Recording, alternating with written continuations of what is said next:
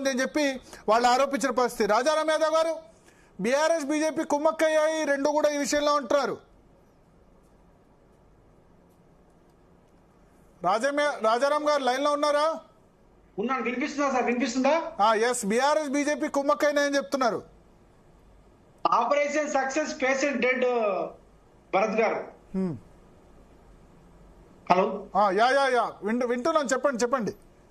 Operation success patient dead ఎట్లా అంటే, అరే పేషెంట్ చనిపోతారా నాన్న, పేషెంట్ కష్టమవుతుంది అని అంటే వీళ్ళు కాంగ్రెస్ ఏం చేశారంటే, నేను మంచి డాక్టర్ని, నాకు దివ్య ఔషధం ఉంది నా దగ్గర, నేను సంజీవిని తీసుకొస్తాను, హనుమంతుడు సంజీవిని తీసుకొచ్చి లక్ష్మణుని బతికిచ్చినట్లు నేను సంజీవిని తీసుకొస్తాను, నా దగ్గర దివ్య ఔషధం ఉంది, సంజీవిని ఉంది, బ్రహ్మాస్త్రం ఉంది, అద్భుతంగా నేను కాపాడుతా అని చెప్పేసి మాయ మాటలు చెప్పి ప్రగల్భాలు పలికి ఇలా బీసీని మభ్యపెట్టి, భరత్ గారు బీసీని మభ్యపెట్టి బీసీల ఆస్పిరేషన్స్ ని రాజకీయ గేమ్ లో భాగంగా వాడుకొని ఇలా బీసీని వంచింది కాంగ్రెస్ పార్టీ. తీవ్రంగా గాయపడ్డారు బలహీన వర్గాల నుంచి వర్గాలందరూ కూడా. అక్రాస్ ద పార్టీ మొత్తం మీరు చూసి ఎమోషన్ ఎంత క్రియేట్ అయిందో.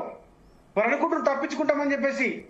దీని అంతటికి కర్త కర్మ క్రియ రేవంత్ రెడ్డి గారు, కాంగ్రెస్ పార్టీ, రాహుల్ గాంధీ గారు ధృతరాష్ట్ర లెక్క ఉంటే కొన్ని దేశం అంతా నేను చేస్తున్నాను చెప్పేసి ఇంతకుముందు భాగ్యదారి ఎవరెంత ఉంటే అంత మాట అని మాట్లాడుతూ ఇలా బలహీన వర్గాలని మోసం చేసే కార్యక్రమం చేస్తుంది. ఇంతకుముందు నేను చెప్పిన భరత్ గారు అసెంబ్లీలో వారు మాట్లాడతారు, సిగ్గుండాలి.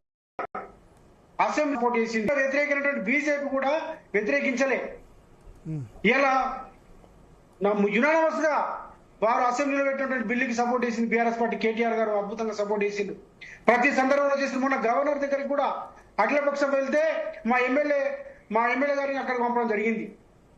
ప్రతి సందర్భంలో మొత్తం కూడా రాష్ట్రం అంతా కూడా కాంగ్రెస్ పార్టీకి సపోర్ట్ చేసింది, రాజకీయాలకు భిన్నంగా, రాజకీయాలకు అతీతంగా. కానీ వారు దీని కేవలము రాజకీయ క్రీడగా, చాలా దుర్మార్గమైనటువంటి క్రీడను ఇలా రేవంత్ రెడ్డి గారు ఆడిండ్రు. పులి మీద సారీ చేసిండ్రు వారు. నేను అనుకుంటున్నారు నేను బ్రహ్మాండంగా మోసం చేసిన, పిచ్చోళ్ళని చేసిన బలహీన వర్గాలని చెప్పేసి ఇలా రేవంత్ రెడ్డి అనుకుంటుండొచ్చు. ఆ రోజు అసెంబ్లీలో అందరూ సపోర్ట్ ఇస్తే వారు చేసింది ఏంటంటే రాష్ట్రపతికి పంపిండు. ఆ రోజే గవర్నర్ పంపించింటే ఇంత ఇంత ఇంత లేట్ అయ్యేది కాదు. పోయి ఢిల్లీలో డ్రామా ఆడిండు. మళ్ళీ అక్కడి నుంచి వచ్చి మళ్ళా ఆగమేఘాల మీద ఆర్డీని తీసుకొచ్చిండు. ఇలా గవర్నర్ దగ్గర పెండింగ్ ఉన్నది. ఇలా మొత్తం కూడా ప్రతి దానికి కూడా ఈ చిక్కుముడికి ఇలా రేవంత్ రెడ్డి గారి యొక్క పరిపాలన దక్షత లోపమా, లేదా కావాలని చెప్పేసి చేయడమా? మేము మొదటి నుంచి చెప్తున్నాం, వారే రేవంత్ రెడ్డి గారే స్వయంగా కేసులు వేయించేస్తాడు. నేను ఇచ్చిన కానీ కోర్టు కొట్టేసిన చెప్పని కోసము ఆపరేషన్ సక్సెస్ పేషెంట్ లాగా చేస్తారని చెప్పేసి మేము పదే చేస్తున్నాము. ఇలా అదే జరిగింది అనుకుంటుండొచ్చు కాంగ్రెస్ పార్టీ. అలా మేము బలహీన వర్గాన్ని ఒక్కసారి బీజేపీ ఒపీనియన్ తెలుసుకుందాం. రాజారాం యాదవ్ గారు, పాయల్ శంకర్ గారు